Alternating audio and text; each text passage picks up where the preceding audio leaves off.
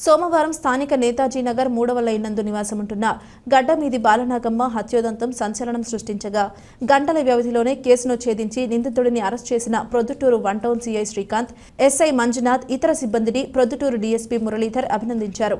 ఈ సందర్భంగా మంగళవారం మధ్యాహ్నం స్థానిక డీఎస్పీ కార్యాలయం నందు ఏర్పాటు చేసిన పాత్రికేయుల సమావేశంలో డీఎస్పీ మురళీధర్ మాట్లాడుతూ బర్నింగ్తో చనిపోయిందని సమాచారం వచ్చింది. నిన్న ఈవినింగ్ 4 o'clock అట్లప్పుడు ఇమ్మీడియట్గా టౌన్ సిఐ శ్రీకాంత్ గారు, మంజునాథ్ ఎస్ఐ గారు సిబ్బందితో వెళ్ళి అక్కడ ఇమ్మీడియట్గా నేర స్థలాన్ని పరిశీలించినారు.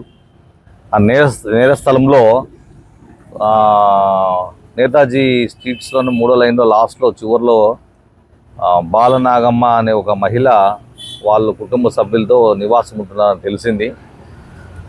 ఆ ఇంట్లో పోయి చూస్తే ఆ బర్నింగ్ మధ్య హాల్లోన బర్నింగ్ అయి బాత్రూంలో తీసుకుపోయి పడేసినట్లు ఒక డెడ్ బాడీ పడి ఉంది, పూర్తిగా కాలిపోయింది.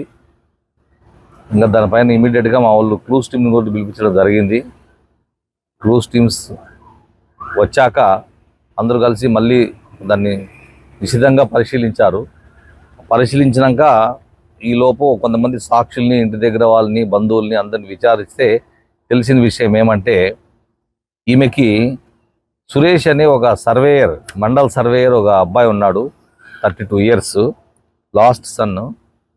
అతను 2 years బ్యాక్ నుంచి కూడా కడప జిల్లా ఊటుకూరు, కడప టౌన్ దగ్గర ఊటుకూరు సీకేదిన్న మండలంలోన అక్కడ నాగమని అనే అమ్మాయి ఎక్స్ సర్వీస్మెన్ డాటర్, జయచంద్రుడు అని ఎక్స్ సర్వీస్మెన్.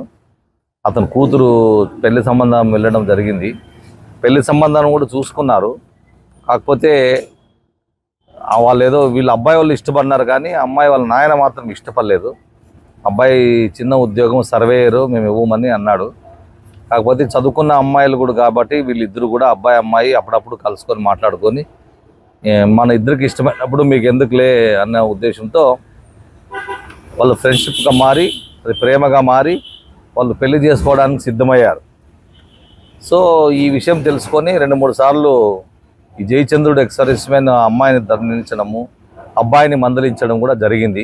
ఒక ఫైన్ డే వాళ్ళ ఇంట్లో వాళ్ళు వీళ్ళింట్లో వాళ్ళకి ఎందుకని ఉద్దేశంతో వాళ్ళు పెళ్లి చేసుకోవడం జరిగింది.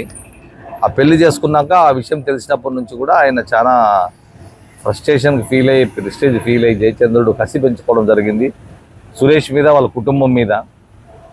పెంచుకొని మళ్ళీ ఇంటికి వచ్చి ఘర్షణ కూడా పడినారు 2-3 సార్లు.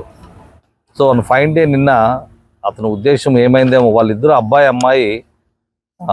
అమ్మాయి కూడా తిరుపతి నుంచి వచ్చేసి ఇక్కడే ఉండిపోయింది వీళ్ళింట్లోనే. మొన్న రాత్రి వాళ్ళు హైదరాబాద్కి జాబ్ సర్చింగ్ ఏదో అఫీషియల్ పని మీద వెళ్ళడం జరిగింది. వెళ్ళినప్పుడు ఆ విషయం తెలుసుకొని జయచంద్రుడు వాళ్ళ ఇంట్లో వాళ్ళని ఆమె దగ్గరుండి పెళ్లి చేయించింది కదా, తన కొడుక్కి నా కూతురుతోనా నాకు ఇష్టం లేకున్నా కూడా కట్న కానుకలు అన్నీ పోయినాయి, ఇవ్వలేకున్నా ఇస్తామన్నా కూడా వీళ్ళు వద్దనుకోకుండా చేసుకున్నారు ఈ అమ్మాయి అని కసి పెంచుకొని ఈరోజు ఏదో ఒకటి చంపాలా అనే ఉద్దేశంతోన భర్త లేని సమయంలో, ఇంట్లో వాళ్ళు లేని సమయంలో, తన కొడుకు కోడలు ఇద్దరు కూడా లేని సమయాన్ని పసిగట్టించి ఈ జయచంద్రుడు ఊటుకూరు నుంచి పెట్రోల్ క్యాన్ తీసుకొని వచ్చి అది బాటిల్స్ తీసుకొని వచ్చి ఉన్న మధ్య హాల్లోన ఉన్నప్పుడు ఆమెకి కిరోసిన్ పోసేసి పెట్రోల్ పోసి నువ్వు చావు ముండా ఇంకా అని చెప్పేసి అంటించడం జరిగిందని తెలిసింది. దట్టుకోలేక నీళ్ళు వేసుకుందామని బాత్రూంలోకి పోయి పడిపోయింది. సో జయచంద్రుడు ఇష్టం లేని తన కూతురు పెళ్లి చేసుకోవడానికి కారణం ఈమె దగ్గరుండి చేయించిందనే ఉద్దేశంతో ఆమెని అంతమొందించాలని ఉద్దేశంతోన ఈరోజు నిన్నటి రోజు ఈ ఘాతుకానికి పాల్పడ్డాడు. ఆ సీసీ ఫుటేజెస్ మా యొక్క సైంటిఫిక్గా టవర్ లొకేషన్ ద్వారా తెలుసుకొని అతన్ని మా ఎస్ఐ వెళ్ళి పట్టుకురావడం జరిగింది. తీసుకొని వస్తే కన్ఫెషన్ చేశాడు, ఒప్పుకున్నాడు.